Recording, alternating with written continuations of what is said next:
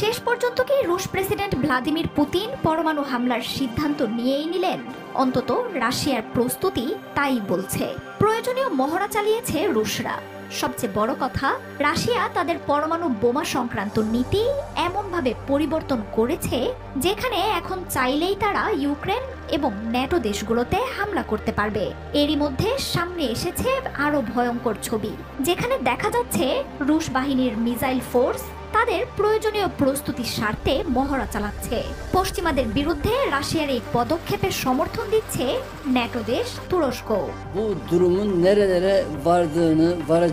আর মাত্র 2 মাস ক্ষমতায় থাকা আমেরিকার যুদ্ধবাজ প্রেসিডেন্ট বাইডেন যেতে যেতে আগুনে যেন ঘি না ঢেলে দিয়েছেন বারুদ। রাশিয়ার অভ্যন্তরে নিজেদের মিসাইল ব্যবহার করে হামলার অনুমতি দিয়েছেন এই মার্কিন প্রেসিডেন্ট। তবে রাশিয়ার ভূমিতে মার্কিন ক্ষেপণাস্ত্রের হামলা যে রেড লাইন, তা আগেই ঘোষণা দিয়েছিলেন প্রেসিডেন্ট পুতিন। আর সেই রেড লাইন অতিক্রম করায় এবার আর কোনো ছাড় দেবেন না এই রুশ নেতা। নিজেদের পারমাণবিক অস্ত্রনীতিতে পরিবর্তন আনার ঘোষণা দিয়ে পরমাণু হামলার প্রস্তুতি নিতে শুরু করেছে পুতিনের সেনারা।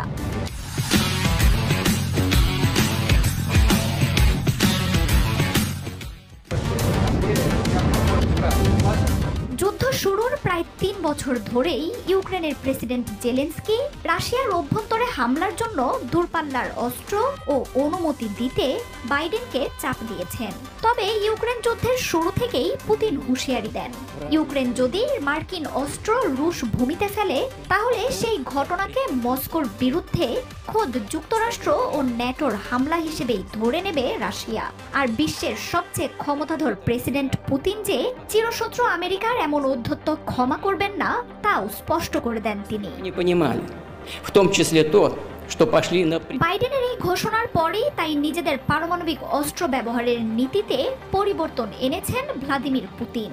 আগের নিয়মে পারমাণবিক শক্তিধর নয় এমন কোন দেশের বিরুদ্ধে নিজেদের পরমাণু অস্ত্র ব্যবহার নিষিদ্ধ করেছিল রাশিয়া। তবে এবারের পরিবর্তিত নিয়মে পরমাণু শক্তি নেই এমন দেশগুলোর সাথে যুদ্ধে যদি পারমাণবিক অস্ত্র থাকা রাষ্ট্র বা জোট সহযোগিতা করে, তাহলে সার্বভৌমত্ব রক্ষায় পরমাণু অস্ত্র ব্যবহার করবে মস্কো।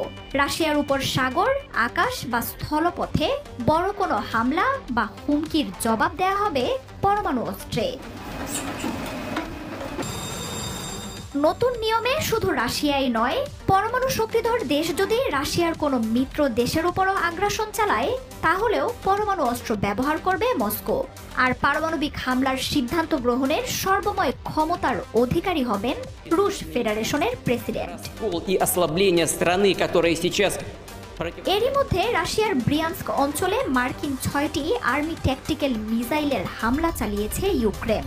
কোনো ক্ষয়ক্ষতি না হলেও বহু বছরের এক অঘোষিত নিয়ম লঙ্ঘনে এখন পারমাণবিক অস্ত্র হামলার হুমকির মুখে বিশ্ব। এক কথার মানুষ হিসেবে পরিচিত পুতিন এতদিন ইউক্রেনকে নিয়ে পশ্চিমাদের বাড়াবাড়ি ঠান্ডা মাথায় সামলে এসেছেন। তবে এবার যে আর কোনো ছাড় দেয়া হবে না তা স্পষ্ট হয়ে গেছে পরমাণু নীতির পরিবর্তনে।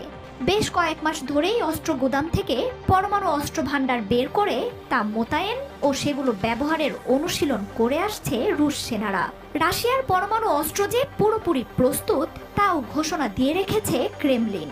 তাই এখন যে কোনো সময়ে পুতিনের দেশের পরমাণু হামলা দেখতে পারবে বিশ্ব। এদিকে রুশ প্রেসিডেন্টের পারমাণবিক নীতিতে পরিবর্তনের এই ঘোষণাকে সমর্থন দিয়েছে মার্কিন নেতৃত্বাধীন ন্যাটো জোটেরই দেশ তুরস্ক। G20 সম্মেলনে ব্রাজিলে থাকা তুরস্কের প্রেসিডেন্ট রিসেপ তাইয়েপ এরদোয়ান এক সংবাদ সম্মেলনে বলেন, নিজেকে রক্ষার পূর্ণ অধিকার রয়েছে রাশিয়ার। পশ্চিমাদের বাড়াবাড়ি আর ঔদ্ধত্যের জন্যই রাশিয়া এমন সিদ্ধান্ত নিতে বাধ্য হয়েছে বলেও জানান এরদোয়ান। প্রায় 3 বছরের যুদ্ধে ইউক্রেনকে $200 বিলিয়ন সামরিক সহযোগিতা দিয়েছে যুক্তরাষ্ট্র ও এর মিত্ররা। তাতেও রাশিয়াকে ভঙ্গুর করতে না পারায় লজ্জা ও ক্ষোভে ফুঁসছিলেন বাইডেন। অনির্দিষ্টকাল যুদ্ধকে জিইয়ে রাখতে চাওয়া বাইডেনকে হারিয়ে যুদ্ধবন্ধের প্রতিশ্রুতি দিয়ে চলতি মাসেই ট্রাম্প ক্ষমতায় আসার পর রাশিয়ার সাথে যুদ্ধবন্ধের আলোচনা শুরু হয়েছে, তখনই বিস্ফোরণ ঘটালেন এই ডেমোক্র্যাট। মার্কিন প্রেসিডেন্টের এই ঘোষণায় খোদ যুক্তরাষ্ট্রের রাজনীতিই উত্তাল হয়ে উঠেছে। আয়ু ফুরিয়ে আসা বাইডেন নিজের সাথে সাথে বিশ্বকেও ধ্বংস করতে চান বলে সমালোচনায় ফেটে পড়েছে আসন্ন ট্রাম্প প্রশাসন। তৃতীয় বিশ্বযুদ্ধের আশঙ্কায় আতঙ্ক নিয়ে দিন গুনতে শুরু করেছে পশ্চিমা দেশগুলোও। মার্জিয়া উপমা, ৭১।